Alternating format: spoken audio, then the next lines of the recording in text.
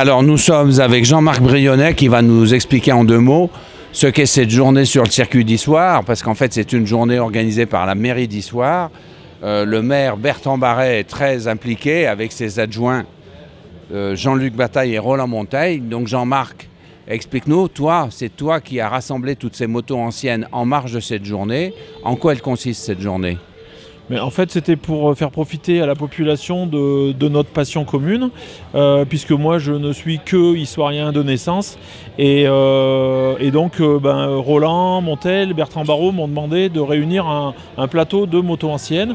Et justement, profitant de mes connaissances, j'ai réussi à convaincre beaucoup d'amis de venir. Et donc, ça se présente plutôt bien, quoi.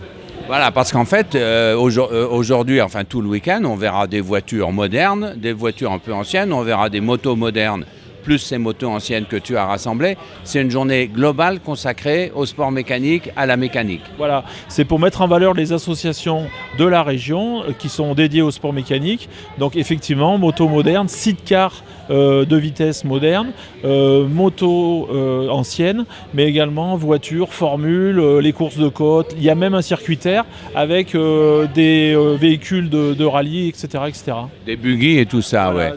Donc c'est une journée complète. Et c'est à l'initiative d'une mairie, il faut le dire, parce que généralement, les mairies ne sont pas toujours ouvertes à ce genre de choses. Oui, mais ici, on a un maire qui est extrêmement dynamique et qui nous a facilité les choses avec son adjoint Jean-Luc Bataille, qui, lui, est motard de passion. Mais il faut souligner que Jean-Luc a été champion du monde de canoë-kayak, donc le sport, il sait ce que c'est. Et donc, on a eu carte blanche et ça a été quelque chose de super, quoi. Donc on va passer une belle journée. C'est la 2e ou 3e fois que ça a lieu. Oh non, c'est la 20e fois. Oh là là. Ouais. Seulement, comme tout salon, comme tout événement, ça démarre petitement. Et puis là, c'est vrai que depuis 2 ans, ça prend des proportions qui nous dépassent. Enfin, qui nous dépassent pas, mais donc, en tout cas qui nous ravissent, puisque on avait même contacté Giacomo Agostini. On a Eric Offenstadt qui vient assister à la mise en route de sa création, la Motobut, qui a fait 4e au Grand Prix de France en 79 avec Hervé Guilleux au pilotage. On a Eric Sol, on a Thierry Espier qui viennent piloter ces motos d'exception. Donc c'est pour nous une réussite et une joie de voir tout ce monde ici et de faire connaître Issoire à tous ces gens, quoi. Voilà, bravo et merci.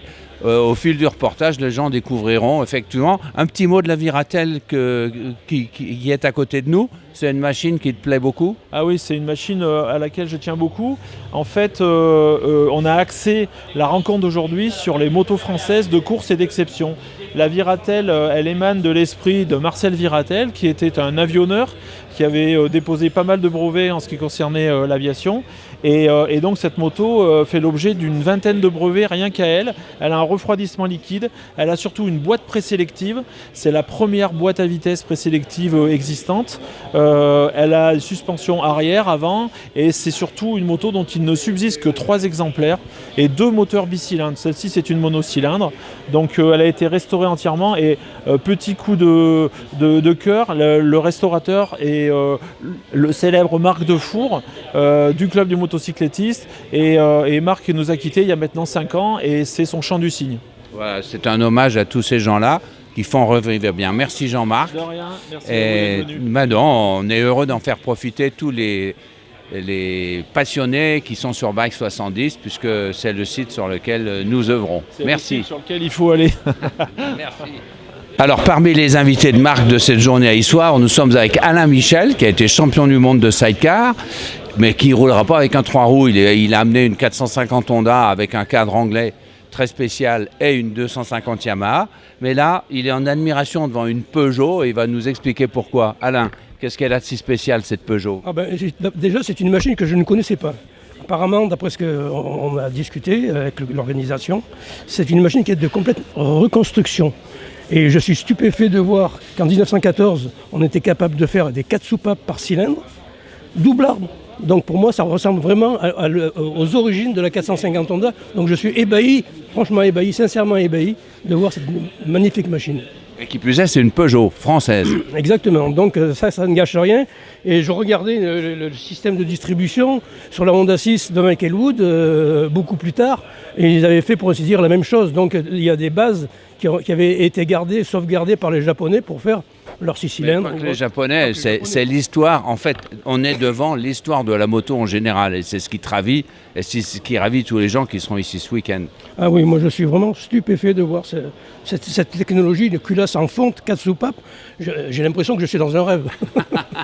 Eh bien écoute, merci Alain. Le rêve, c'est aussi quand même ta carrière et le fait que tu as été champion du monde en 1990 Oui, et que ça a été le couronnement de plus de 10 années de Grand Prix et de championnat du monde. Ah oui, ça a été assez long, parce que j'ai commencé à courir en 76 en Grand Prix, et ça s'est terminé en 91, donc en 15-16 ans de compétition, c'est déjà bien. Et surtout d'avoir un titre à 37 ans, c'est ce qui prouve qu'on peut encore rouler très vite, même très tard.